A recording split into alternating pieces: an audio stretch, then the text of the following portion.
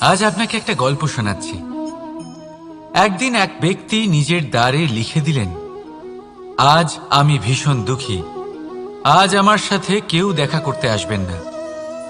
কিছুক্ষণ পরে তার এক বন্ধু এলো। সে সেই লেখা পড়ল, তাও গিয়ে তার সাথে দেখা করল। সে বলল, আমি লেখাপড়া জানি না, কিন্তু আমার বন্ধুর মনের এই বেদনা, এটা আমাকে সবসময় ডাক দেয়। এরাই হলো আসল বন্ধু। কোনো কারণে আপনি যদি দুঃখ পান, কোনো সমস্যার সমাধান না বের করতে পারেন, এই সংসার থেকে আলাদা হয়ে যেতে চান, তাও এই বন্ধু আপনার সাথেই থাকবে।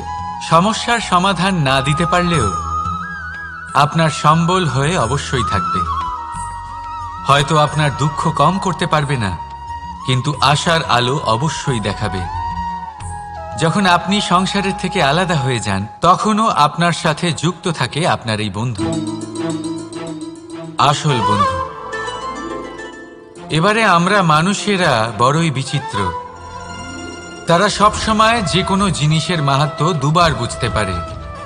এক, তা পাওয়ার আগে। দুই, তা হারাবার পরে। এবারে ঠিক এরকমই আমাদের বন্ধুরাও হয়।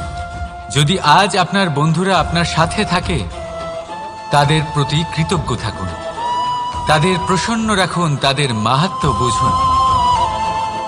কারণ একবার আপনি এদের হারালে, অনুতাপ করলেও আর এদের ফেরত পাবেন না। তাই ভালোবাসুন, বন্ধুত্ব বজায় রাখুন, আর আমার সাথে প্রসন্ন হয়ে বলুন, রাধা রাধা।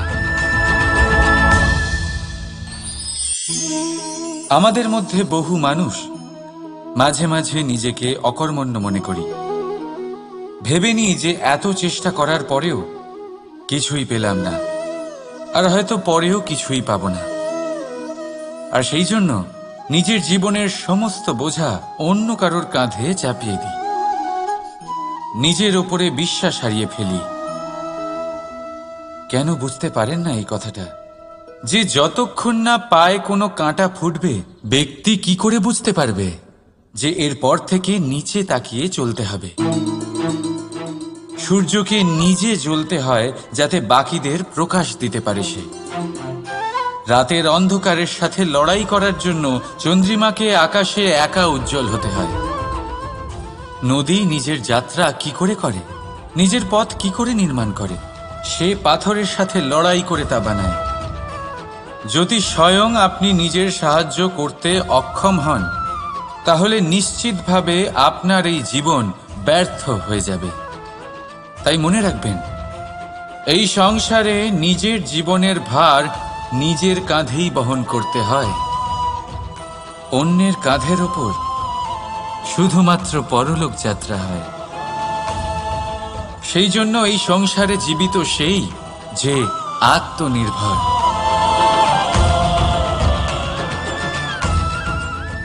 রাধা রাধা। সময়, কথায় বলে সময়ের পূর্বে কিছুই হয় না। প্রতিটা ঘটনার একটা সময় থাকে। সময়ের আগে না সূর্যোদয় হয় আর না সূর্যাস্ত হয়। সময়ের পূর্বে গাছে না ফুল ফোটে না ফল ধরে। কিন্তু একটা কথা ভেবে দেখুন, যদি বর্ষা আসার আগে কৃষক ভূমিকে না প্রস্তুত করে, বীজ রোপণ না করে, তাহলে কি ফসল ফলবে? যদি কোনো যোদ্ধা যুদ্ধের পূর্বে নিজের অস্ত্রে ধার না দেয়, তাহলে সে যুদ্ধ কি করে লড়বে? এর মানে এটাই হলো যে সময় আপনার যখন আসার তখন অবশ্যই আসবে, কিন্তু ততক্ষণ এটাও গুরুত্বপূর্ণ যে আপনি নিজেকে তার জন্য তৈরি রাখুন। কারণ এই সুযোগ, এই কথাটা শুনতে যত ছোট, এটা আসেও ততটা কম সময়ের জন্য, তারপর চলেও যায়। এবার যদি সুযোগ আপনার হাতে আসে আর আপনি তার জন্য তৈরি না থাকেন, তাহলে আপনি সাফল্য কি করে পাবেন? তাই আপনি সঠিক সময়ের জন্য অপেক্ষা করুন, সেই সুযোগের জন্য অপেক্ষা করুন, কিন্তু ততক্ষণ নিজের চেষ্টার দ্বারা নিজেকে আরো সক্ষম করে তুলুন। কারণ সাফল্য আপনার জন্য অপেক্ষা করছে, শুধু আপনি তার জন্য তৈরি থাকুন। রাধা রাধা। কথা মানুষের পাওয়া সবচেয়ে অদ্ভুত উপহার। এই কথাই মানুষকে এই সংসারের সমস্ত প্রাণীর থেকে ভিন্ন করে তোলে, সংসারের সবচেয়ে উপরে নিয়ে যায়। এই কথার কারণেই আমরা একে অপরের সাথে ভাব আদান প্রদান করি। আমি আমার মনের ভাবনা অন্য কাউকে ব্যক্ত করতে পারি, অন্য কেউ তাদের ভাবনা আমাকে ব্যক্ত করতে পারে। এই কথাই আমাদের সবচেয়ে বড় ঢাল। এবারে দেখুন, আপনি নিশ্চয়ই লক্ষ্য করেছেন, কারোর কথা মধুর হলে লোকে তাকে ভালোবাসে, তাকে নিজের বন্ধু বানায়। সেইভাবেই যদি কারোর কথা কঠোর হয়, তাহলে লোকে তাকে ঘৃণা করে, তাকে নিজের শত্রু মনে করে। এই কথাই ভাষা হয়ে আমাদের ইতিহাস রচনা করে। তবে আমরা কি সত্যি বাণীর বিষয়ে অতটাই ভাবি যতটা আমাদের ভাবা উচিত? ভেবে দেখুন, মানুষের কথা বলতে শিখতে কত সময় লাগে। কোনো বালক 1.5 বছর বয়সে কথা বলতে শেখে, কেউ 2 বছরে, কেউ 3। এবার দেখুন, মানুষ 1.5 বছর বয়সে কথা বলতে শিখে গেলেও তার কি বলা উচিত এটা সারা জীবনেও শিখতে পারে না। এর উপরে মনোনিবেশ করুন, এটা বোঝবার চেষ্টা করুন কি বলা উচিত। নিজের কথা শুদ্ধ করুন, নিজের কথা মধুর করুন, আর সেই মধুরতার সাথে আমার সঙ্গে বলুন, রাধা রাধা। এই লক্ষ্য আসলে কি? এই লক্ষ্য তাই যা আমরা পেতে চাই। এই সংসারে সুখী কে হয়? সুখী সেই যে তার লক্ষ্য পেয়ে গেছে। দুঃখী কে হয়? দুঃখী সেই যে তার লক্ষ্য এখনো পায়নি। এবারে প্রশ্ন এখন এটাই যে লক্ষ্য সবাই পেতে চায়, লক্ষ্য পাওয়ার জন্য সবাই প্রাণপণ চেষ্টাও করে, তাহলে সবাই তাদের লক্ষ্যে পৌঁছতে পারে না কেন? ঠিক আছে, কোথাও না কোথাও কিছু না কিছু কমতি থেকেই যায়, যাই বাধা থাক। আজকে আমি আপনাকে একটা উপায় বলবো এই লক্ষ্য পাওয়ার জন্য। একটা কাগজ নিন, তাতে একটা চিহ্ন বানান, সেটাই হবে আপনার লক্ষ্য। এবারে সেই লক্ষ্যে পৌঁছানোর একটা পথ বানান। এবারে এই যাত্রাকে ভিন্ন ভিন্ন ভাগে বিভাজন করে দিন। এবারে এটা হলো আপনার পরিকল্পনা। এবার এই পরিকল্পনা ক্রমানুসারে আপনি পালন করতে থাকুন, এটাই হবে আপনার চেষ্টা। এবার এইভাবে যদি আপনি চেষ্টা করতে থাকেন, যাই আপনার কল্পনা হোক না কেন, তা বাস্তব অবশ্যই হবে। তাহলে এই কল্পনাকে বাস্তবে রূপান্তরিত করুন। এইভাবেই নিজের পরিকল্পনা পালন করতে থাকুন। আপনার যাই কল্পনা থাকুক বা যাই লক্ষ্য থাকুক, তা বাস্তবে পরিণত হয়ে আপনার হাতে অবশ্যই আসবে। রাধা রাধা। বাবার এক মিত্র ছিলেন, বড়ই দুঃখী ছিলেন, বিপদে পড়েছিলেন। কি করবেন? ব্যবসা ভালোভাবে চলছিল না, বাড়িতে শান্তি ছিল না, সমস্ত জায়গায় ক্ষতি হচ্ছিল। তাই উনি একজন জ্যোতিষীকে দেখালেন। জ্যোতিষী বললেন, আপনার যে বাড়ি আছে সেটা আপনার জন্য অশুভ, আপনার এই বাড়ি পাল্টে ফেলুন। উনি বাড়ি পাল্টে ফেললেন, তবুও ওনার সমস্যার সমাধান হলো না। তারপর একজন জ্ঞানী ব্যক্তি ওনাকে বললেন যে আপনার জামা কাপড়ের যে রং, সেটা বিপদকে আমন্ত্রণ জানাচ্ছে, এই জামা কাপড়গুলিকে পাল্টে ফেলুন। উনি সেগুলো পাল্টে ফেললেন, তাও সমস্যার সমাধান হলো না। আবার একজন জ্ঞানী ব্যক্তি বললেন যে আপনার আশেপাশে যে মানুষজন রয়েছে, তারা এটা চায় না যে আপনি সফল হন, তারা আপনার ক্ষতি চায়, তাদের সাথে সমস্ত সম্পর্ক ভেঙে ফেলুন। তো উনি সম্পর্ক ভেঙে ফেললেন, কিন্তু তাতেও ওনার জীবনে কোনো পরিবর্তন এলো না। তার মানে তিনি বাড়ি পাল্টালেন, জামা কাপড় পাল্টালেন, সম্পর্ক পাল্টালেন, যেটা পাল্টালেন না তা হলো স্বভাব। এই যে স্বভাব, এটা অত্যন্ত গুরুত্বপূর্ণ। এই স্বভাবই আপনার ব্যক্তিত্ব তৈরি করে। তাই নিজের স্বভাব শুধরে ফেলুন, তাতে ভালো পরিবর্তন আনুন, সব কিছু ভালোই হবে। রাধা রাধা। ক্রোধ, লোকে বলে যে এই ক্রোধ পাপেরই মূল, কিন্তু সত্যি কি এই ক্রোধ পাপের মূল? একটু ভেবে দেখুন, এই ক্রোধ বাস্তবে আসলে কি? এই ক্রোধ একটা অনুভূতি যা আপনার মধ্যে হঠাৎই অসীমিত তেজ সঞ্চালন করে। এবারে আমি আপনাকে কিছু উদাহরণ দিচ্ছি যাতে আপনি বুঝতে পারেন যে ক্রোধ আপনার জন্য ভালো কি না।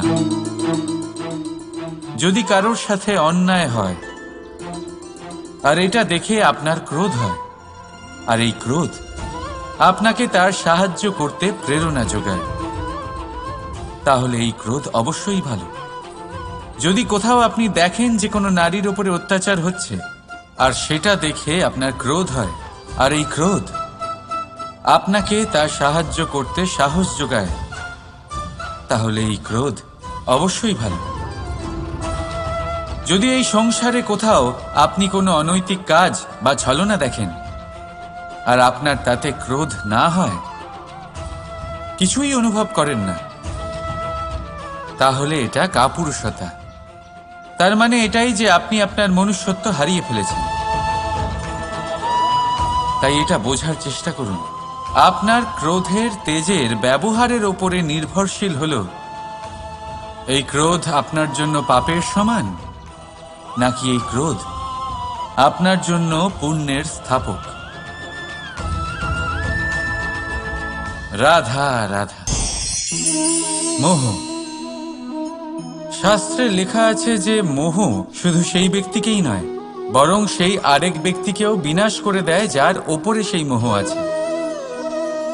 এবারে লোকে কি করেন, এই শাস্ত্রে লেখা কথাগুলি শুধু শাব্দিক অর্থে নেন।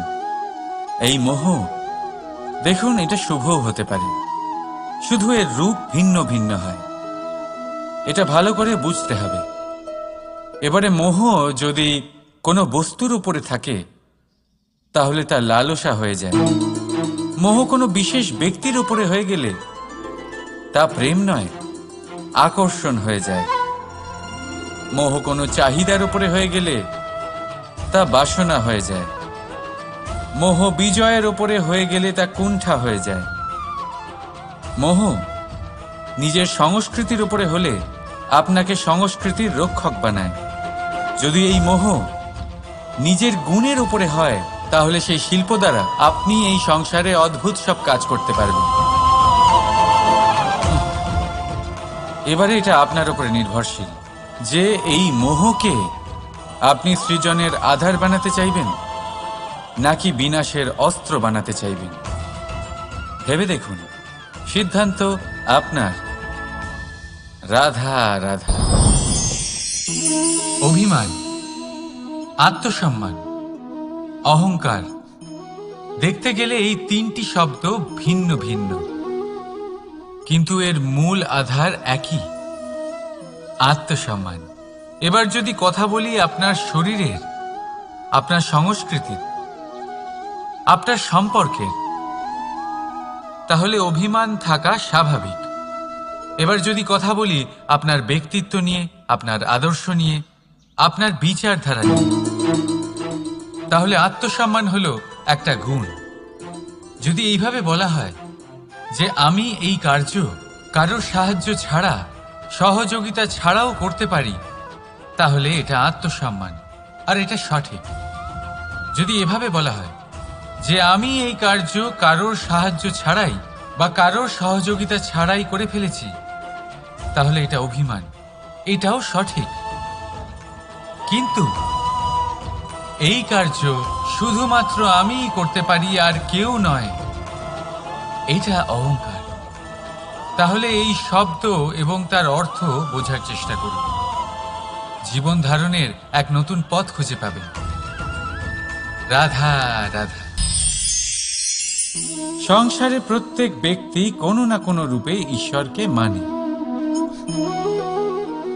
কেউ মূর্তি রূপে, তো কেউ তত্ত্ব রূপে, কেউ ভাবনা রূপে, আবার কেউ স্বভাব রূপে।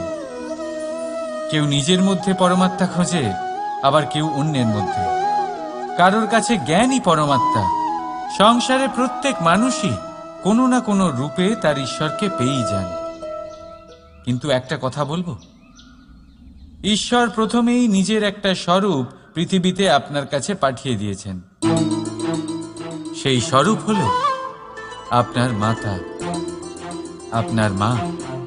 সেই মা যিনি আপনাকে জন্ম দিয়েছেন, আপনাকে বাঁচতে শিখিয়েছেন, আপনাকে সংস্কার দিয়েছেন। যদি আপনি কখনো কোনো অনুচিত পথে অগ্রসর হয়েছেন, তখন তিরস্কার করে আপনাকে সঠিক পথে এনেছেন। যদি আপনি এই সংসারে অসফল হয়েছেন, তখন তার আঁচলের উষ্ণতা দিয়ে আপনাকে আশ্বাস জুগিয়েছেন। সেই সমস্ত কাজ করেন এই মা, যা ঈশ্বরও করেন। সেই জন্য মনে রাখবেন যে এই সংসারে আপনার সবচেয়ে প্রথম ঈশ্বর যদি কেউ থাকে, তাহলে তা আপনার মা। প্রত্যেক প্রতিমাতে ঈশ্বর নাই থাকতে পারে, কিন্তু প্রত্যেক মায়ের মধ্যে ঈশ্বর অবশ্যই থাকে। রাধা রাধা। আপনি নিশ্চয়ই দেখে থাকবেন যে প্রদীপের নিচে অন্ধকার থাকে। যে প্রদীপ সংসারকে আলোকিত করে, সেই প্রদীপের নিচেই অন্ধকার। এবারে অনেক মানুষ আছে যারা এই বিষয়টা এইভাবে দেখে যে ব্যক্তি নিজের সমস্যার সমাধান করতে পারে না, আর গোটা সংসারকে উপদেশ দেয়। কিন্তু এইটা দেখার আরো একটা দৃষ্টিভঙ্গি আছে, আর সেটা হচ্ছে যে স্বয়ং জ্বলে সংসারকে আলোকিত শুধু সেই করতে পারে যা রাধার বড়ই শীতল হয়। এই সংসারের পথপ্রদর্শক সেই হতে পারে, এই সংসারকে দিশা সেই দেখাতে পারে যার মধ্যে সন্তোষ আর ধৈর্য শক্তি আছে। এবারে দেখুন, এটা অত্যন্ত গুরুত্বপূর্ণ বিষয় যে বিবেক তখনই কাজ করে যখন মন শান্ত থাকে, যখন মন শীতল থাকে। তাই যদি আপনি এই জীবনে কোনো বড় কর্ম করতে চান, তাহলে সর্বপ্রথম আপনার এই মনকে, এই বিবেককে, এই হৃদয়কে, এই আধারকে, এই ভূমিকে শীতল রাখতে শিখুন। ধৈর্য ধরুন। সংসারে এমন কিছু নেই যা আপনি করতে পারবেন না। রাধা রাধা। এই প্রদীপ দেখতে পাচ্ছেন আপনি? নিজেও জ্বলে আর এই বাতিকেও জ্বালিয়ে রাখে, আর এই সংসারকে প্রদান করে প্রকাশ। অন্ধকারাচ্ছন্ন ব্যক্তিকে প্রদান করে আশার আলো। কিন্তু এটা কখনো ভাবে না যে সেই মাটি কেমন হবে যা দিয়ে এটা তৈরি করা হয়েছে, সেই কুমোর কেমন হবে যে একে আকার দিয়েছে। ভাবে না যে একে কিনেছে তার বাড়ি কেমন হবে, তা কতটা সুসজ্জিত। কিচ্ছু নয়, শুধু এই সংসারকে প্রকাশ প্রদান করে। আর হয়তো সেই জন্যই প্রদীপকে এত ভালোবাসা হয়। সে নিজের বা অন্যের বাড়ি দেখে কখনোই জ্বলে না, সে জ্বলে শুধু অন্ধকারের সাথে লড়াই করতে। তাই আপনিও নিজের ব্যবহার এই প্রদীপের মতো করে তুলুন। নিজের পরিচয় সরিয়ে নিঃস্বার্থভাবে কর্ম করে যান, আর নিজের জন্য এক নতুন, এক বিশাল, এক অদ্ভুত পরিচয় তৈরি করুন। রাধা রাধা। এই সংসারে প্রত্যেক ব্যক্তি বড় কিছু করতে চায়, এমন কিছু যা এই সংসারে কেউ আগে কখনো করেনি। এমন জায়গায় পৌঁছতে চায় যেখানে এর আগে কেউ কখনো পৌঁছতে পারেনি। আর কেউ কেউ এতে সফলতা অর্জন করে। কিন্তু কিছু মানুষ অসফল হয় কেন?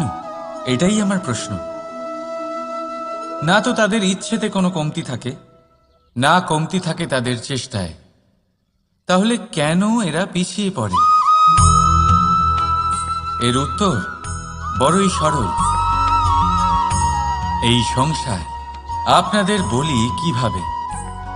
আপনারা সকলে সংসারে মহান কাজ করতে চান, সেই মান, সেই সম্মান পেতে চান যা এর আগে কেউ কখনো পায়নি। কিন্তু আপনার সমস্যা এটাও যে এই কাজে সংসার আপনার সাথে থাকছে না। বড়ই অদ্ভুত ব্যাপার। দেখুন, ভুলে যান গোটা সংসারকে, জীবনে একা একা এগিয়ে চলুন। গঙ্গোত্রী থেকে যখন একটি জলের ফোঁটা বেরোয়, তখন সেটা শুধু এক বিন্দু জল।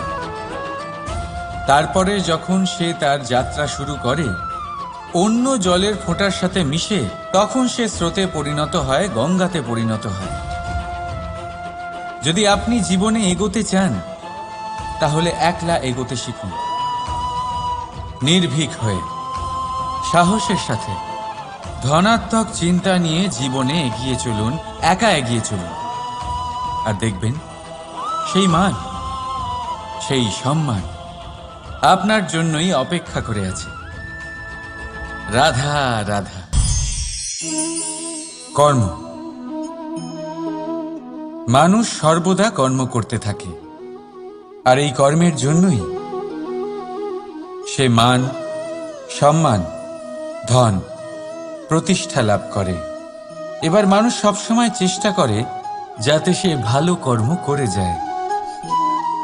তাহলে আপনাকে বলি, শুধু ভালো কর্ম করাই আবশ্যক নয়, তার থেকে বেশি জরুরি হলো এই খারাপ কর্মকে বোঝা আর তার থেকে দূরে থাকা।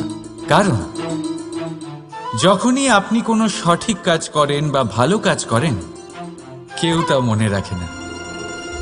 কিন্তু এই সংসারে বিষয়টা হলো এরকম, আপনি একটা খারাপ কর্ম করুন আর সেটা সবার মনে থাকে। এই খারাপ কর্ম কাজলের এক কৌটোর মতো হয়।